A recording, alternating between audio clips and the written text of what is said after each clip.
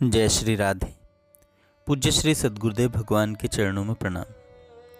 पूज्य श्री सेठ जयदयाल गोयनका जी कहते हैं, नाम और प्रेम, कोई चिंता नहीं, प्रेम और हर्ष पूर्वक निरंतर परमात्मा के नाम का स्मरण होता रहे, इस बात की चेष्टा बड़ी जोर के साथ करनी चाहिए। ध्यान के समय आलस्य आए तो आंखें खोल लेनी चाहिए। फिर भी आलस्य दूर न हो तो सद्ग्रंथ पढ़ने चाहिए। इतने पर भी आलस्य रहे तो खड़े होकर टहलते हुए नाम जप करना चाहिए। यदि किसी तरह भी आलस्य न जाए तो कुछ समय सो जाना उचित है। आलस्य के अधिक होने में भगवान में प्रेम के अभाव और पापों की अधिकता ही कारण है। भगवान नाम जप और सत्संग के तीव्र अभ्यास बिना कलयुग में पापों का नाश होना अत्यंत कठिन है। भजन अधिक होने पर यह प्रतीत होने लगेगा कि समस्त संसार काल के द्वारा प्रत्यक्ष नष्ट हो रहा है। सत्संग से भजन अधिक होता है।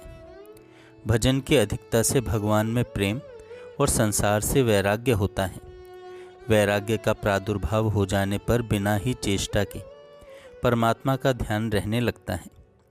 तब ध्यान के लिए विशेष साधन करने की आवश्यकता नहीं रह जाती। लिखी हुई बातें धारण नहीं होती। इसी से मुझ में श्रद्धा कम समझी जाती है। ऐसा लिखा सो भाई मैं तो साधारण मनुष्य हूँ, श्रद्धा करने के योग्य तो भगवान हैं। अतएव उनमें और उनके वचनों में श्रद्धा की त्रुटि नहीं रहनी चाहिए। अभिमान और तृष्णा की अधिकता के नाश होने का उपाय तुमने पूछा पत्र में, सो भगवान के नाम का जप और सत्पुरुषों का संग ही सुगम और उत्तम है। एक भगवान के नाम से ही समस्त दोष नष्ट हो जाते हैं।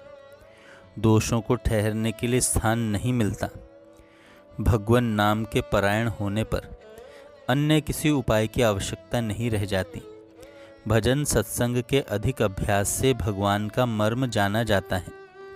मर्म के ज्ञान से जब भगवान में पूर्ण प्रेम हो जाता है तब शरीर में प्रेम का रहना संभव नहीं। जब शरीर में ही प्रेम न हो तब मान बढ़ाई की तो बात ही क्या। तुमने पत्र में लिखा, एक साधक ने पूज्य सेठ जी को पत्र लिखा तो सेठ जी कहते हैं कि तुमने लिखा कि भगवान की पूर्ण कृपा होने पर भी आलस्य नहीं मिटता, सो ठीक है, परंतु भगवान की पूर्ण कृपा का प्रभाव अभी तक विदित नहीं हुआ है। भगवान की कृपा का निरंतर अनुभव होते रहने पर और अपने को उनका कृपा पात्र मान लेने पर तो चिंता फिक्र का रहना संभव ही नहीं है। इसके बाद भी यदि चिंता रह जाए तो वह प्रभु को लज्जित करने वाली है। वास्तव में अभी तक भगवत कृपा की पूर्णता मानी नहीं गई है। बिना माने फल होता नहीं। भजन का अधिक अभ्यास हुए बिना सांसारिक कार्यों से और लौकिक बातचीत से प्रीति का टूट जाना कठिन है। वास्तव में उस कृपालु भगवान की कृपा तो निरंतर ही सब पर पूर्ण है। मनुष्य कृपा करने वाला कौन है? यदि भगवान नाम का जप निरंतर प्रेम सहित नहीं होता हो तो बिना प्रेम के ही नाम जप करना चाहिए। नाम जप के प्रभाव से भगवान में प्रेम स्वतः ही हो सकता है।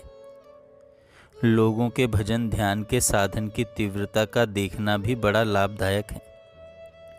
उनकी देखा देखी अपने साधन भजन को प्रबल करने के लिए उत्तेजना मिलती है।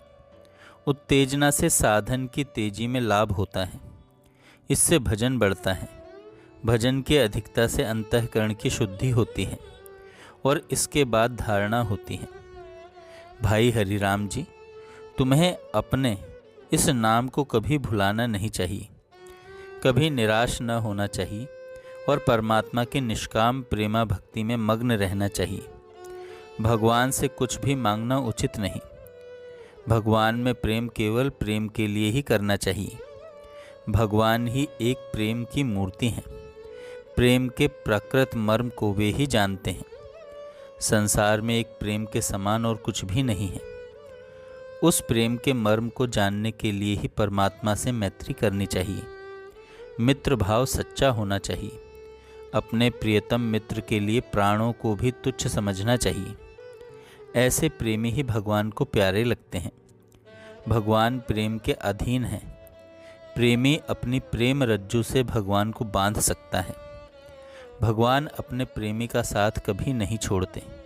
सच्चा प्रेमी उसी को मानना चाहिए जो प्रेम के लिए अपना आत्मसमर्पण कर सकता हो, जो अपने तन मन धन सर्वस्व को अपने प्रेमास्पद की संपत्ति समझता हो। जो वस्तु अपने प्रेमी के काम आ गई वही सार्थक है। यों समझने वाला ही यथार्थ भगवत प्रेमी है। ऐसा प्रेमी ही सर्वथा पूजनीय है। जय श्री राधे।